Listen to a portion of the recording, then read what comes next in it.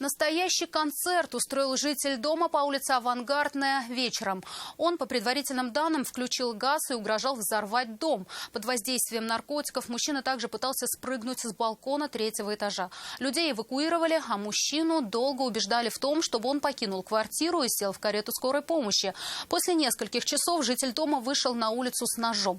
Он обвинял полицейских в том, что они подкинули ему наркотики. И очень хотел, чтобы этот инцидент осветили в прессе. Угрожая порезать себя, он выдвинул требования, какое знает Алия Хайрудинова. Наркоман конченый, их надо уничтожать. Еще наркоманов их горбатые могилы только исправят. После сообщения о том, что неадекватный житель дома по улице Авангардной угрожает взорвать здание, открыть газ, на место происшествия прибыли все экстренные службы. На улицу эвакуировали 60 человек. По предварительным данным, мужчина поругался с матерью, выгнал ее из дома и, будучи под воздействием наркотиков, подошел к плите. Очевидцы утверждают, что, открыв конфорки, он вышел на балкон и грозился спрыгнуть. Полицейским все же удалось зайти в квартиру, а коммунальным службам отключить подачу газа в доме. Но сдаваться мужчина не планировал. Каждый, говорит, полгода это происходит. И каждый раз угрожает взорвать дом, да? Ну, Нет, первый раз. А что до этого сделал? Просто с балкона. Пытается спрыгнуть. Жители дома рассказывают, что их сосед освободился из мест лишения свободы 2 года назад. Сидел, говорят, за кражу. Сам нарушитель спокойствия при виде стражи порядка схватился за нож и угрожал сам себе. Мужчине явно была необходима медицинская помощь, но так как у него в руках было холодное оружие, медики не стали рисковать и подходить к нему. Тогда полицейские начали вести с ним переговоры. Они затянулись на несколько часов. Их результатом стало согласие мужчины выйти на улицу. При этом он утверждал, что прибывший наряд ППС подкинул ему наркотики. Я нашел наркотики, покурил, употребил наркотики. Пока меня не было дома, в мои вещи пришли сотрудники и вшили. Мне вещи некоторые просто положили на наркотические средства. Вы, получается, где нашли наркотики? Я на улице нашел, я чуть-чуть нашел, употребил 1 раз. Употребили где? Дома, здесь, на улице или где? Дома употреблял. И что потом? Потом пришли к вам и взяли, да, вас? Или да. Что? Но если вы нашли наркотики и у вас их нашли, это уже как бы логично. Меня ничего не нашли, ничего не изымали. Мужчина отмечал, что планов взорвать дом у него не было. Это бред полный, это кто-то, я не знаю, мама говорят, мама вызывала, мама не вызывала в итоге. То есть сосед какая-то, бред полный, никогда в жизни ничего не взрывал, не пытался взрывать, мне это ни к чему вообще. Там кому-то там вред делать, мне это ни к чему.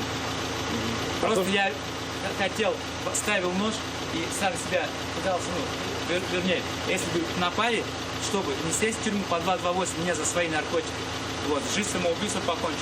Дальше больше. Мужчина отказался садиться в карету скорой помощи, заявив, что это не настоящие врачи и что у них нет удостоверения. Полицейские не могли подойти к нему, так как он сразу хватался за нож. На таком расстоянии, стой, я себе воткну нож. Я воткну, мне сказал, что писали скорую помощь. Зачем вот это вот все? А пусть хотя бы одно скорая помощь, хотя бы удостоверение покажет. У вас есть какое-то удостоверение? Удостоверение, хотя бы одна скорая помощь. Скажет, что происходит-то вообще? Что происходит-то? Все попытки убедить его в том, что это настоящие медики и после помощи ему будет лучше, оказались тщетными. А кто это, по-вашему, если это не скорая? Это полицейские, переоделись просто.